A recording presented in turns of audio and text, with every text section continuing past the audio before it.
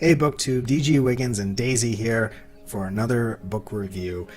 Daisy may or may not participate, we'll see. She's had an exhausting day of sleeping and looking out the window. Today I'm talking about a book that I just recently finished called A Hidden Witch, which is actually book 2 of the Modern Witch series by Debora Geary. Now, I got this on Audible during an Audible sale some time ago, and for some reason now on Audible you can't get it. So I don't know what's happening there, but if you look this up on Amazon, I see you can still get it in paperback. Now, this is book 2. I don't know why book 2 ended up in the sale for Audible that I happened to see, but it looked interesting. It was a fairly short read. It has some novel concepts that intrigued me, so I picked it up, and then now, months later, I'm getting around to reading it. So I'm trying a different format this time. I felt like my previous book reviews were fairly freeform and they just sort of rambled a bit. So I have a bit of a structure today. I'm going to talk first about the hook, or the thing that kind of grabs your attention at the beginning, the characters, the setting, the writing style, the pacing, the climax, the resolution, and then I'll wrap up with just sort of likes and dislikes. So the first half of this should be fairly spoiler free. The second half, I'll let you know when we get there. No guarantees, because I do want to talk about the book. So first off, we have the hook. The hook is that first piece of text, the first paragraph, the first page, the first sentence that kind of grabs your attention. It's that thing that when you open up the book in the bookstore and you're like, let's see what this is. You read and it either grabs you or it doesn't. When I'm writing, I spend a lot of time focusing on those first couple of sentences because I want them to grab the reader's attention. There needs to be something unique, something novel, something interesting. In this book, we're not disappointed. We get a scene right at the beginning where 3 children that are witchlings, young witches in training, and their teacher. And one of them has played a prank on the teacher and turned her into a pirate. That to me was, it brought a smile to my face. It's like, okay, we already have magic going on. There's some pranks going on. It is kind of cute, and it kind of gets you into the story really quickly. The one thing that I did sort of cringe at is that immediately the main character that's been turned into the pirate turns and looks in a mirror. And anytime I see that in, chapter 1 when you're describing characters, it does kind of make me cringe, and it kind of screams cliche. But in this case, it wasn't so bad, because what they described in the mirror wasn't the actual character. It was the pirate visage that she had donned to do to this prank spell. And so it was kind of, it gave me that cringy moment, and then sort of threw in that twist and said, actually, this isn't what the character really looks like. Moving on to characters, there are so many characters in this book. Now, this is book 2, granted, and so that's kind of something that I probably should have expected. There's already existing characters from book 1, but it got hard to keep track of who's who. Part of this is that it's a very family-oriented sort of set of characters, in that mostly everybody seems to be related to everybody in some way. It's kind of this small town feel that the author was going for, where everybody kind of knows everybody, and even if you're not really related to one another, you still act like family. That's okay, but I'll say that the names got confusing, mainly because, again, this being book 2, maybe all the descriptions were in book 1, but very few of the characters had any kind of physical description. By the end, I felt like if you were to just throw names at me of characters, there's Moira, kind of the grandmother or matriarch of the family. There's Alora, Giny, Uncle Marcus, Mike and Sophie, who are introduced later in the latter half of the book maybe, and then Irvin. I'd say those are the characters that I could actually think of by name and actually imagine in my head and know who you're talking about. There are maybe 3 times that many characters, and just names are kind of thrown at you, and so you kind of have to slow down your reading a little bit and think, who is this and who are they related to, and are we talking about a child, or is this a grown-up? What's going on here? There isn't a lot of physical description of characters. I would say the most physically described character in this entire book is probably Uncle Marcus. We do get some description of his clothing, and you get a lot of, he's grumpy, because he's supposed to be a grumpy character, and there's sort of a character arc there, sort of, it progresses a little bit throughout the story, but he's just sort of the grumpy uncle that's sort of antisocial, and you do get some physical description of him, but everybody else, not so much. You have no clue, or I have no clue really kind of what any of the kids look like. It's really hard to keep track of all of them. The only reason I could really point out Giny and Irvin is because of their specialty magical powers. Physical descriptions aside, I would say that the author really kind of focuses on getting you to empathize with these characters. They're all having very emotionally charged experiences. Everything is, oh, we're having another wedding, or I'm going to do my first thing, or I'm going to learn a new magic spell, or I'm having another baby. Also, for all the talk that goes on during this book regarding babies, there are actually very few that are still babies, like the kind that you can hold, despite the families being so big. Next, I want to talk about settings. We basically start in a small town in Nova Scotia, and then we go to California for a couple chapters, and then we're back in Nova Scotia.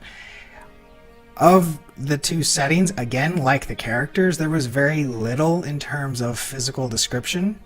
As far as Nova Scotia was concerned, you could say that was any old small town where everybody knows everybody. California was much the same. There really wasn't a lot to say that this was California that they were visiting, except for the fact that it was California. You know, there was no mention of the traffic, there was no mention of the sun, no mention of anything unique to California. So if you're into setting descriptions and kind of visiting new places, I can't say that this book really had a lot for you. That said, not having a lot of the description kind of allowed you to focus more on the actual plot and what was going on. More on the magic, more on the characters, more on the stakes. Speaking of magic, a serious thing with setting in sort of fantasy-esque books is the magic system, because that plays a serious role in how people interact and how the world works. So that was probably the thing that lured me to read this book most and kept me reading.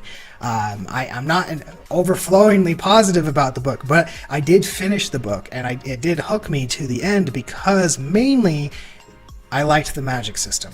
It's a very interesting elemental focus to it, and yet a large portion of this book is focused on mixing that elemental magic with the internet and making this sort of net magic that sort of magnifies and multiplies and just helps this magic get used around the world, which is super cool. It's a really interesting concept to think about, especially for me as a professional coder who's reading the book and enjoys the escapism. It's sort of dipping toes in both worlds, which I really liked. Next, I want to talk about the writing style. I've sort of led up to this in the first place, but it is very light on the details. This is not the sort of book that has everything sort of spelled out for you. There is a lot left up to the imagination.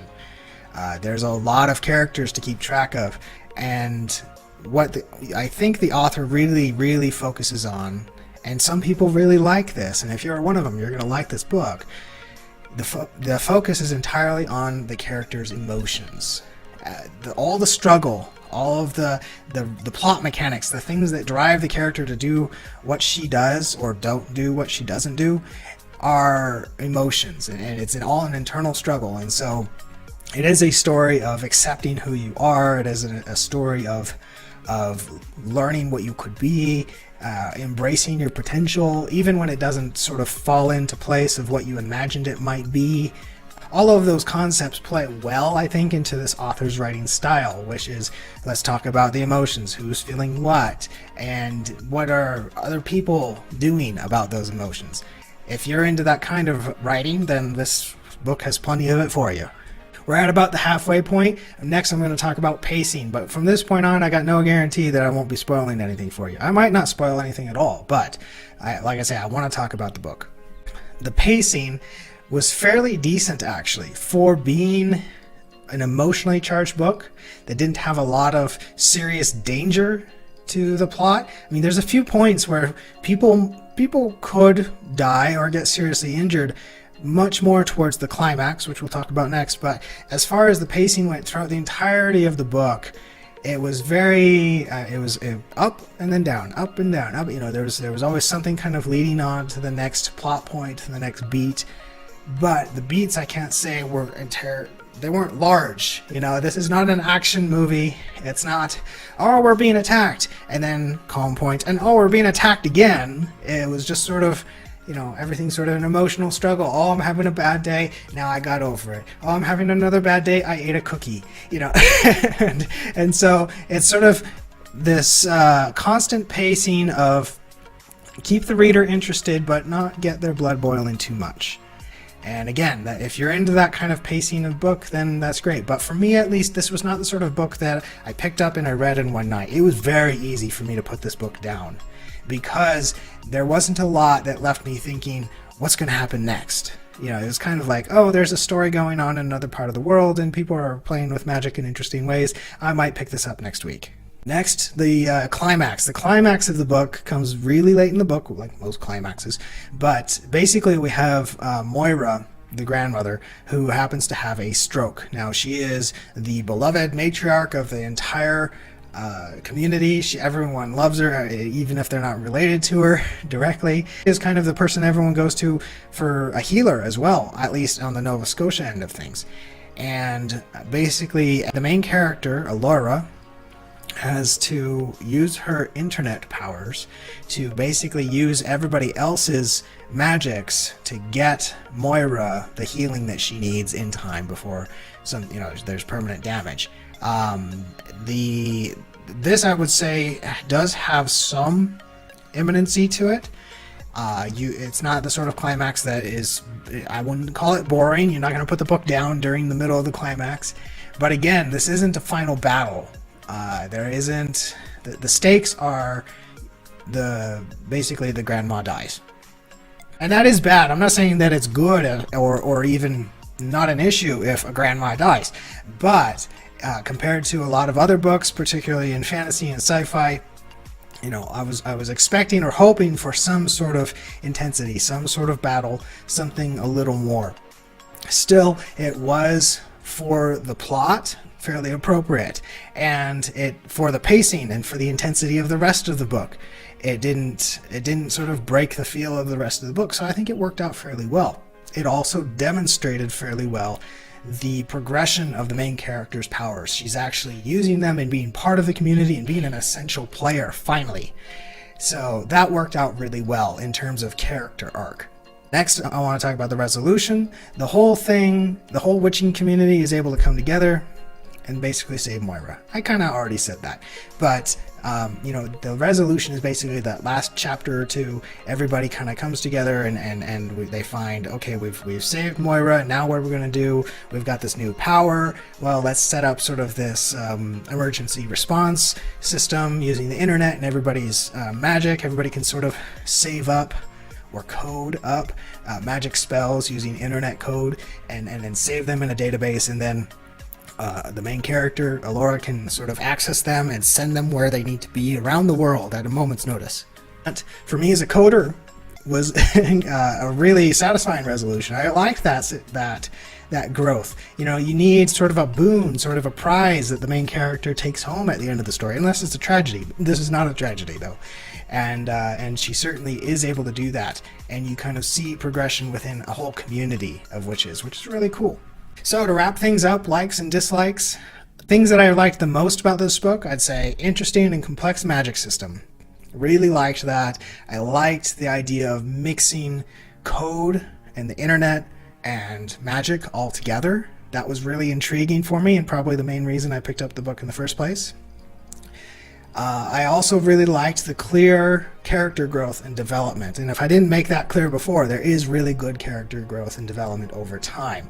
And you really do see characters change, particularly at an emotional level. And they do learn new skills and become better at serving the community. Things that I didn't care for as much, and again, this is very subjective, I didn't care for the lack of action, I'll say. And as I said before, you know, some people kind of like a very melancholy, I'll say, or calm plot line. I personally prefer a few fight scenes. You know, get me some conflict, some arguments, something going on. That's the sort of thing that will keep me going, keep me reading, keep me interested for longer. and not make it so easy for me to just put down the book, pick up another book for a time, maybe come back to this one. So if your interest is piqued by this book, I will leave a link in the description below. Go check it out. As far as I know, you can only get it in paperback at the moment, but that might change. I don't know what's going on with Audible. But let me know in the comments what you thought. Again, I think that this is a fairly subjective book. You're either going to like it or you're not. And I read some of the other reviews on Goodreads and on Amazon, and they do feel somewhat polarizing. Either you really liked the emotional writing and sort of the calmer book, or you were really hoping for something more. And it feels like there's a lot of people that felt that way as well. I myself lean more towards the action-oriented, high-stakes sort of book, and less about the emotional struggles between family members. But I still did enjoy the book enough, mainly because of the magic system. It was a very cool magic system. So I'm going to wrap things up. Again, like, subscribe, comment, share, all those other social media things, and I will be back next time with another video.